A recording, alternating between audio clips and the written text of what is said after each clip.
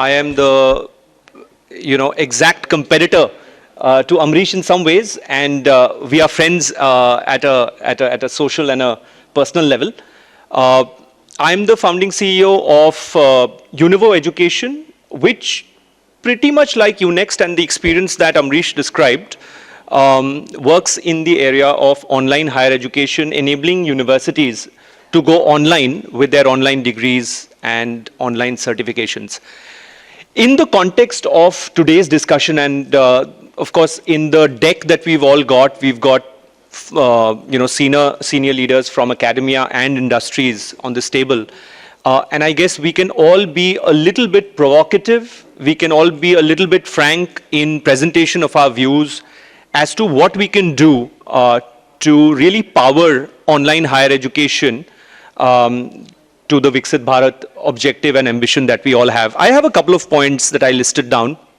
5 points. The first is, and this is pretty much like anything else in life. If you follow the money trail, you'll understand where growth and development is happening. So if you look at education in India, there are 3 broad buckets, or 3 broad categories that you can look at. The K-12 bucket, the test prep bucket, and the higher education bucket, or the lifelong learning, if you can call it.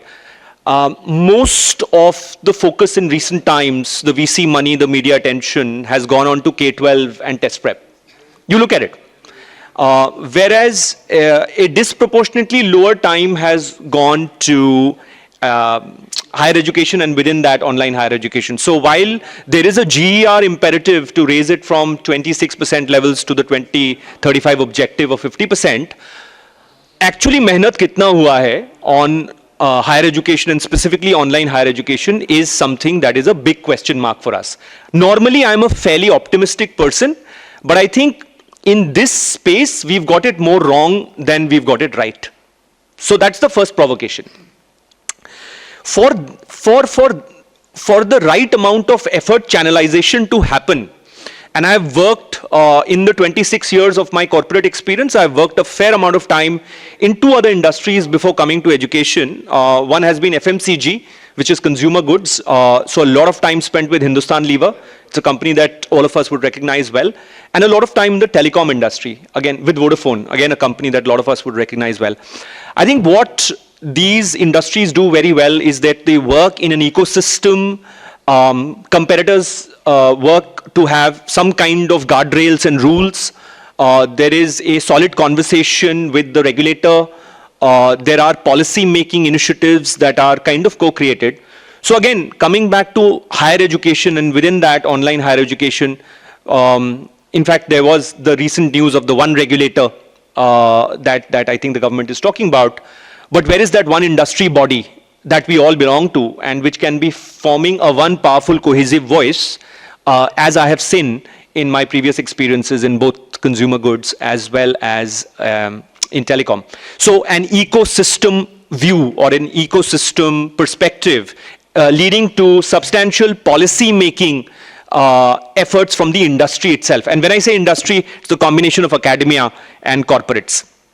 So that's the second piece. This is at the industry level. Now let's come down to category of online higher education.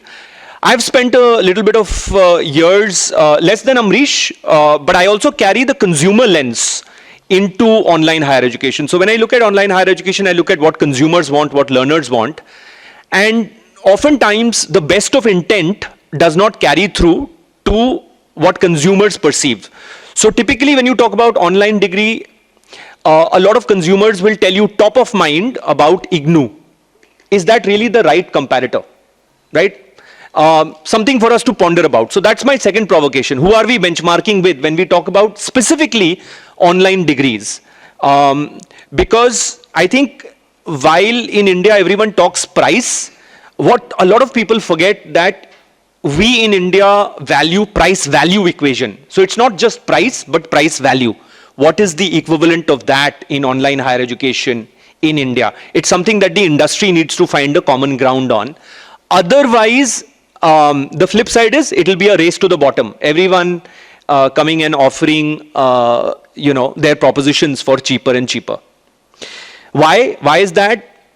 Point number 3, because in recent times, I think we've all been guilty of looking at scale versus outcomes. So scale is valued and outcomes is not talked about with the same passion and rigor as it should be in a very important transformational industry that we are all associated with. So how can we look at outcomes, and a little bit of personal experience of what we do at UNIVO. UNIVO has been founded by a combination of two big education kind of giants, the promoters of Amity and Avenue Learning. And so therefore there is a understanding of the university ecosystem, what learners want, what pedagogy best suits learners, and so on and so forth. When we look at online degrees, our perspective has been to enrich it with industry inputs, so that the proposition is a combination of education and employability. Education is a need, employability is a want. So we've tied up with industry partners for all our flagship programs, and we continue to do more, so that learners can choose a degree which is future focused. Very recently we announced degrees which are meant for aspirants, and I'm just giving an example to make my point, for aspirants in the FinTech sector. And we've collaborated with Paytm for that. So imagine an Amity online degree with Paytm as a partner for students and learners who are looking to make a career in FinTech. Now that's a combination of quality education and employability. Could we do more of that as an industry? Instead of the conversation being on only the price variable. And then finally, if we have to, and I think part of my energy and optimism from this particular roundtable is that we'll be able to get together a couple of critical points to put forward at any policy formulation body, that this is the direction in which we want to shape it for the next 5 to 10 years. So those would be my kind of opening remarks, and Amrish, back to you, please.